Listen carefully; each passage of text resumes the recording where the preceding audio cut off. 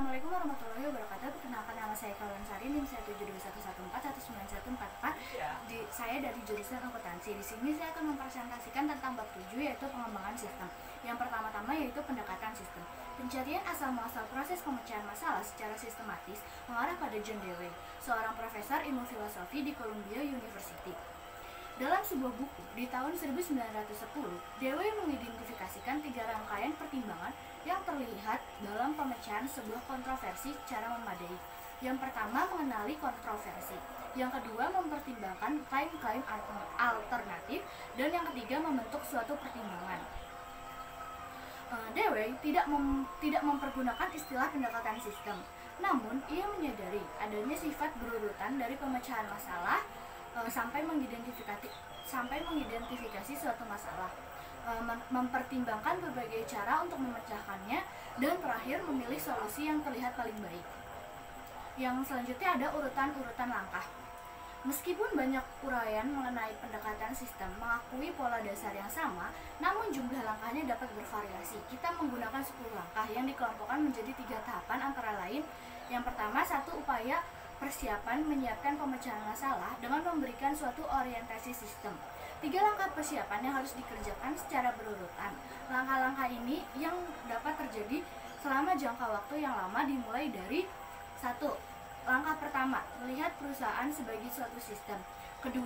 Langkah kedua, mengenal sistem lingkungan. Dan yang ketiga, langkah ketiga yaitu mengidentifikasi subsistem perusahaan.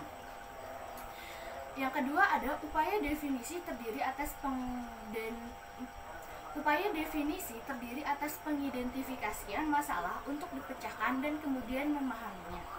Manajer atau seseorang di dalam unit manajer mengidentifikasi masalah atau gejalanya. Setelah masalah teridentifikasi, manajer dapat menghubungi seorang analis sistem untuk membantunya dalam memahami masalah. Upaya tersebut terdiri atas 2 langkah. Pertama, langkah keempat, melanjutkan dari tingkat sistem ke tingkat subsistem. Yang kedua, langkah kelima, menganalisis bagian-bagian sistem dalam urutan-urutan tertentu. Dengan unsur-unsur meliputi: unsur pertama, mengevaluasi standar; unsur kedua, membandingkan output sistem dengan standar; unsur ketiga, mengevaluasi manajemen; unsur keempat, mengevaluasi prosesor informasi; unsur kelima, mengevaluasi input dan sumber daya input; unsur keenam, mengevaluasi proses transformasi; unsur ketujuh, mengevaluasi sumber daya output. Yang ketiga ada upaya solusi, melibatkan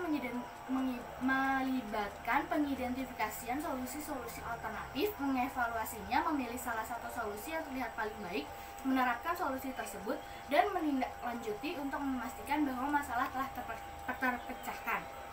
Upaya solusi melibatkan suatu pertimbangan atas alternatif-alternatif yang layak, pemilihan alternatif terbaik, dan implementasinya. Yang pertama ada langkah ke-6, yaitu mengidentifikasi solusi-solusi alternatif. Yang kedua ada langkah ke-7, yaitu mengevaluasi solusi-solusi alternatif. Dan yang ketiga ada langkah ke-8, memilih solusi yang terbaik, meliputi analisis, pertimbangan, tawar-menawar. Dan yang keempat, langkah ke-9, mengimplementasikan solusi. Yang terakhir ke-5, yaitu langkah ke-10, menindaklanjuti untuk memastikan keefektifan solusi. Selanjutnya ada siklus hidup pengembangan sistem. Pendekatan sistem merupakan sebuah metodologi. Metodologi adalah satu cara direkomendasikan dalam melakukan sesuatu. Pendekatan sistem adalah metodologi dasar dalam memecahkan segala jenis masalah. Siklus hidup pengembangan sistem atau System Development Life Cycle atau SDLC adalah aplikasi dari pendekatan sistem bagi pengembangan suatu sistem informasi. SDLC tradisional tidak dibutuhkan waktu lama bagi seorang pengembang sistem yang pertama untuk mengetahui bahwa terdapat beberapa tahapan pekerjaan pengembangan yang perlu dilakukan dalam urutan-urutan tertentu jika suatu proyek ingin memiliki kemungkinan berhasil yang paling besar.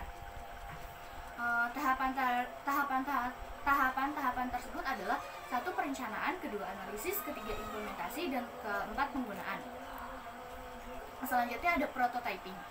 Prototype adalah satu versi dari sebuah sistem potensial yang memberikan ide bagi pengembang dan calon pengguna bagaimana sistem akan berfungsi dalam bentuk yang telah selesai. Proses pembuatan prototipe ini disebut prototyping. Selanjutnya, Dasar pemikirannya adalah membuat prototipe secepat mungkin, bahkan dalam waktu semalam, lalu memperoleh umpan balik dari pengguna yang akan memungkinkan prototipe tersebut diperbaiki kembali dengan sangat cepat. Selanjutnya ada pengembangan aplikasi cepat, Rapid Application Development atau RAD. Atau pengembangan aplikasi cepat adalah kumpulan strategi, metodologi, dan alat integrasi yang terdapat di dalam suatu kerangka kerja yang disebut rekayasa informasi. Unsur-unsur penting RAD. RAD membutuhkan 4 unsur penting, yaitu manajemen, orang, metodologi, dan alat-alat. Selanjutnya ada pengembangan berfase. Tahap-tahap pengembangan berfase. Ada 6 tahap pengembangan, yaitu 1. Investigasi awal, 2. Analis pengembang, 3. Desain, 4. Konstruksi awal, 5. Konstruksi akhir, dan terakhir 6. Pengujian dan pengembangan sistem. Kesimpulannya, pendekatan sistem terdiri atas 3 fase upaya, yaitu upaya persiapan, upaya definisi, dan upaya solusi. Pendekatan sistem diterapkan pada pengembangan sistem. Hasilnya adalah siklus hidup pengembangan sistem atau System Development Life Cycle atau SDLC. Evolusi dari SDLC antara lain ada SDLC tradisional, ke prototyping, dan pengembangan berfase. Pendekatan SDLC memiliki 5 tahapan, yaitu perencanaan, analisis, desain, implementasi, dan penggunaan. Prototyping adalah proses pembuatan prototype. Sekian dari saya, kurang lebihnya mohon maaf. Wassalamualaikum warahmatullahi wabarakatuh.